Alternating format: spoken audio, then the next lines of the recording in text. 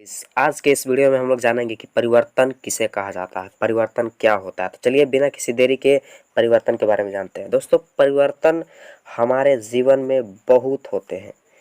एक दिन में बहुत सारे परिवर्तन, हम एक मिनट में भी बहुत सारे परिवर्तन को देखते हैं। जैसे आप मोबाइल चला रहे हैं तो आपके मोबाइल में बैटरी पहले 100% था, फिर कम हो गया, यानी कि वहाँ पर परिवर्तन हुआ। MB या डाटा आपका कम हुआ तो वहाँ भी परिवर्तन हुआ। आप कहीं चल के जा रहे हैं तो आपका स्थिति में भी परिवर्तन हुआ। आप यहाँ थे, चल कर वहाँ चल गए तो परिवर्तन हुआ। आप कुछ भी पेन कॉपी को मोड़ते हैं तो वो पहले मुड़ा हुआ नहीं था, मुड़ गया, यानी कि परिवर्तन हुआ। यानी कि परिवर्तन हमेशा होते रहता है। तो परिवर्तन को आप कह सकते हैं बदलाव, यानी कि बदलाव को ही क्या कहा जाता है, परिवर्तन। तो ऐसे आप लिख सकते हैं कि बदलाव को परिवर्तन कहा जाता है। परिवर्तन हमारे जीवन में बहुत सारे होते हैं, अनेक। तो सर चलिए जानते हैं कि परिवर्तन कितने प्रकार के हैं, कि कौन कौन है। ठीक, तो परिवर्तन के प्रकार हम जानेंगे। तो पहला है उत्क्रमणीय परिवर्तन और दूसरा है अनुत्क्रमणीय परिवर्तन। तो इन दोनों के बारे में विस्तार से जानेंगे। सबसे पहले जानते हैं कि उत्क्रमणीय परिवर्तन क्या है। तो यहाँ पर उत्क्रमणीय परिवर्तन की परिभाषा दी हुई है, वैसे परिवर्तन जिन्हें उल्टा जा सकता है उत्क्रमणीय परिवर्तन कहते हैं। यानी कि वैसे बदलाव, वैसे परिवर्तन जिन्हें हम वापस पहले वाला स्थिति में ला सकते हैं।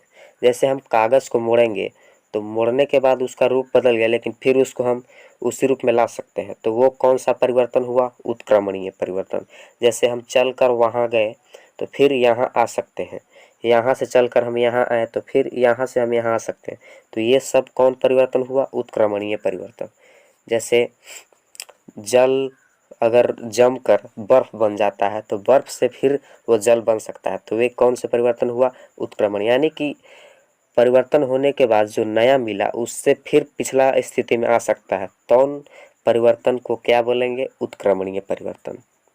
जैसे देखिए बर्फ़ का पिघलना, बर्फ़ पिघल कर पानी बन जाएगा तो फिर पानी को भी हम बर्फ़ बना सकते हैं।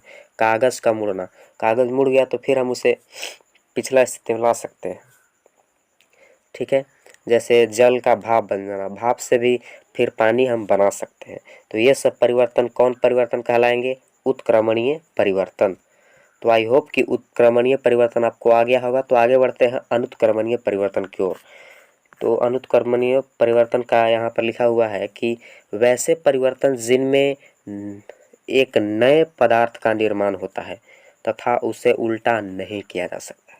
यानी कि ऐसे परिवर्तन, ऐसे बदलाव जिनमें एक नया पदार्थ बनता हो, फिर उसको हम पिछला स्थिति में नहीं ला सकते हैं। जैसे हम आटा से रोटी बना देते हैं तो रोटी को हम आटा बना सकते हैं, नहीं। तो वहाँ पर वो परिवर्तन क्या कहलाएगा, अनुत्क्रमणीय परिवर्तन।